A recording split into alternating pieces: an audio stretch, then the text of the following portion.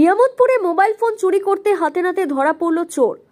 Asansol Durgapur police কমিশনারেটের Kulti থানার নিয়ামতপুর ফাঁড়ির অন্তর্গত লিথুরিয়া রোড সবজি বাজারে আজ সকালে মোবাইল ফোন চুরি করতে হাতে নাতে ধরা পড়ল এক চোর। স্থানীয়রা মোবাইল চোরকে ধরে নিয়ামতপুর ফাঁড়ি পুলিশকে খবর দেয়। পুলিশ এসে মোবাইল চোরকে উদ্ধার করে নিয়ামতপুর ফাঁড়িতে নিয়ে যায়। তবে এই ঘটনায় এলাকায় চাঞ্চল্য ছড়িয়ে পড়ে।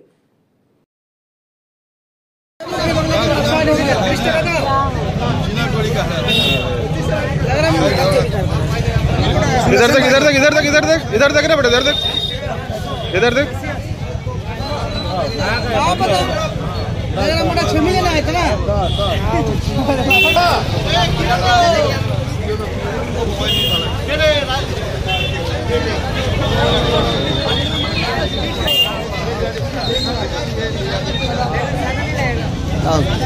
कोई दिक्कत नहीं झूठ बोलेगा झूठ बोलेगा पूरा नशा में झूठ बोलेगा पूरे नशा में ना समय तो है ही है।